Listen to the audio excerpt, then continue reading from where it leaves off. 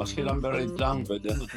Pinakamayamang magiging senador. Ako lang, loko-loko. Ito, loko-loko gagawa niyan, guys. Ito lang. Ito lang ang ating senator. Pagka napahiya sila, nagpapakapatay nga eh. Pero ako, Japan, pambuhay. Kaya po maganda sa inyo, no?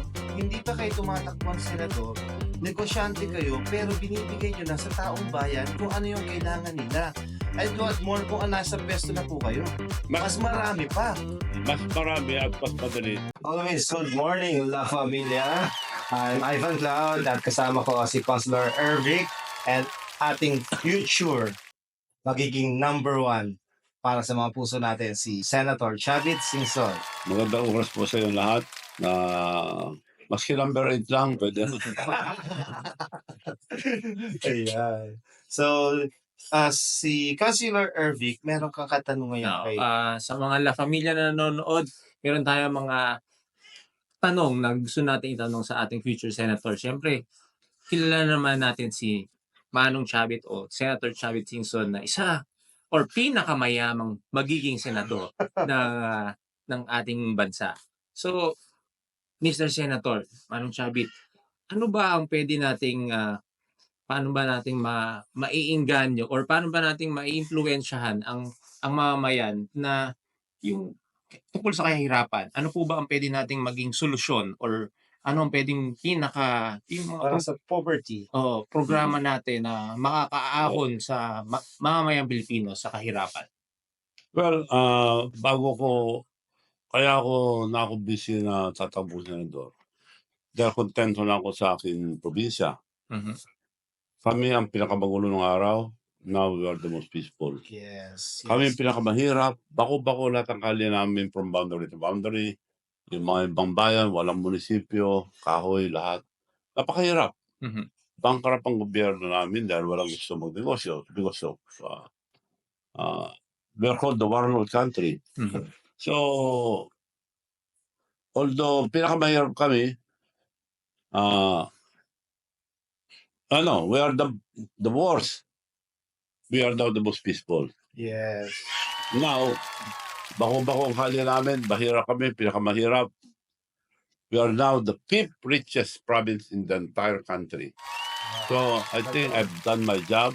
So, dahil sa tulong aking kababayan, pero papasalamat ako sa ating mga kababayan sa Ilocos Sur dahil sa pagkisama sila, napaganda namin ang aming probinsya. At hindi kami turon, gusto pa namin umunlad pa para sa kinabukasan ng mga kabataan. Kaya puro tulong ginagawa ko ngayon. Mhm. Nakumbinsi ako tumakbong senador kasi siyempre hindi na Ilocos Sur lang ang Mhm. sasagutin ko, buong bayan.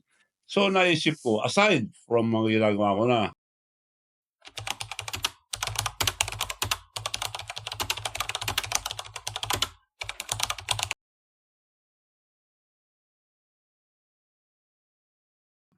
nagbibigay ako ngayon ng mga electric vehicles. Ako mamumuna lahat. Mhm. Electric jeepneys, kamukha ng jeep. Para hindi mawala yung iconic kopya yung jeepney natin, aircon, 22-seater, 6 standing, total 20 seaters. Aircon, kaya mahal. So, sabi ang gobyerno noon pa, punta kayo sa lambang, paputayan kayo, Bibigyan ka pa ng interes. may interest, tapos may down payment ng 500. Walang pumatol dahil lugi sila eh. Lugi. At hirap na nga yung Pilipina, pahihirapan pa. Ngayon, nung pumunta minsan si President Bongbong Marcos sa opisina ko sa launching ng Dongfeng, because Dongfeng is the 3rd largest manufacturer of cars in China and the oldest. Sila una naka-invento ngayon itong pinakamatibay na baterya. Dahil electric vehicle, pagandahan lang ang baterya eh. Mhm. Now, yung Dongfeng, isang charging, 2 hours, 630 kilometers. So, napakatibay na. So, kinuha ko ako na ngayon distributor ng Dongfeng.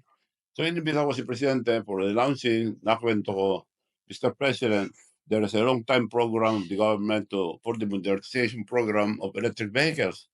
Never implemented because they send the people to land bank, then down payment 500, then plus interest. But now, during your time, to accelerate your administration, I'll provide all the electric vehicles, electric jeepneys, electric tricycles, electric motors, no down payment, zero interest. Aba, No, from the drivers, no, Ayan no guys, collateral, no guarantee. It So, will saan cover. kayo nakakita ng papautang na walang Oo. porsyento? Ako lang, loko-loko. Ito, loko-loko ang gagawa niyan, guys. Ito lang. Ito lang ang ating senator. So, lugi ako doon. Dahil marami akong factory sa Korea, hindi lang naman jeep. Meron akong electric jeep sa Korea. Fast boat, different kinds of fast boat, submarine, hovercraft, aeroplano, meron ako doon lahat. So, kompleto. Doon ko na lang babawiin. Dahil sinabi ko kasi sa mga transport group, nung nabalitaan pupunta rito, karamihan, lahat. Lahat ng leaders nagpuntahan dito, ang daming tao. Halos araw-araw nagpunta. Gusto namin yung na-announce nyo, paano ba yun? Okay, eto, tulong ko lang sa inyo. Hanapin nyo muna yung pinakamura bago tayo mag-usap sa presyo. Tinatanong nyo magkano eh. Para hindi nyo ko mabintangan na negosyo dahil tutulong ko lang. So, hanap sila. Korea, China, Philippines, tukat ni sorry, dumating. Sir, nahanap na namin, pinakamura, 3 million. Pero tumutulong ka naman eh. Pwede bang 2 billion 4? 2 billion 4. Tumawag ka agad sila 600. Kung makipagtawaran ako sa inyo, hindi tulong. Hindi natulong yan ako. Happy ba kayo sa 2 billion 4? Happy na kami, sir. 3 billion ka pinakamura eh. Kung matulungan mo kami 2 billion 4, happy kami.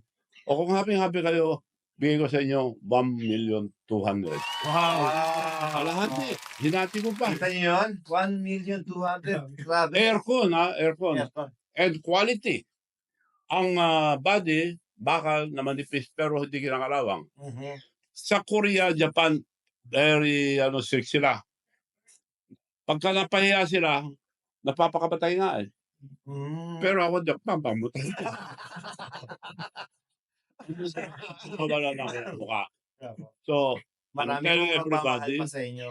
I'm telling everybody na quality ito, I can guarantee, dahil dito ko dadala yung factory. Apo. In fact, on the way na dumating na yung mga iba, yung factory ko, makukumpleto ko by December, mas manufacturing na kami by January Mhm. sa Limay, Batangas.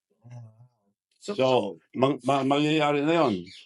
Hindi pa ako tumatambong senador. Mhm. Tulong ko lang sa tao yan. Pero ayun nga po maganda sa inyo, no? Hindi pa kayo tumatakbong senador, negosyante kayo, pero binibigay nyo na sa taong bayan kung ano yung kailangan nila. And what more kung nasa pwesto na po kayo. Mas marami pa. Mas marami at mas madali para lang pumayag ako para mawala ang red tape. Dahil ako nga nagbibigay, ang daming requirement. Di una, DOTR. Na-explain nila yung gagawin. Oh, magagawa ko yan ako. Iharap niyo sa akin yung mga team ko, para mas madali. Other requirement. Yes, next week, kita ka tayo dito. Pinadala ko yung mga Koreano, hindi hinarap. Mm. Tumagal. Di napunta ako, ba't ba lang humaharap? Di ba sabi niyo, may team kayo? Oo. Meron yatang gusto magnegosyo na mas mahal. So, Meron. so marami requirement. Red tape. Dadal sa DOTR, DOST, DNR, ang daming dadanan. Mhm. So kung mailig ako, sir, mas mabilis ang pagtulong ko sa tambayan. Oo, at mas sila na first hand na kagad makakakuha noon. Yes. Hindi na dadaan dito. Kaya dapat talaga kailangan na maiupo natin si Senator Chavit Singson this coming election. And hindi lang yon, sinumpleto ko eh. Maglalagay pa ako ng solar parking charger. Wow. So doon sila mag-charge, mas mura sa like for example Manila, Meralco, mas mura doon 30%. Saka yan ang future natin eh. Lahat, Ang future eh. doon na tayo papunta eh. Doon po tayo papunta. Nakalaan tayo dito. Yung mga ibang bansa, puro electric na. Yes po, yan na po. Kaya ang ganda po ng plano niyo po. Kung napiling ka, meron pang kasunod na video to. Kaya like, follow, and share our Facebook, YouTube, and TikTok. Bang!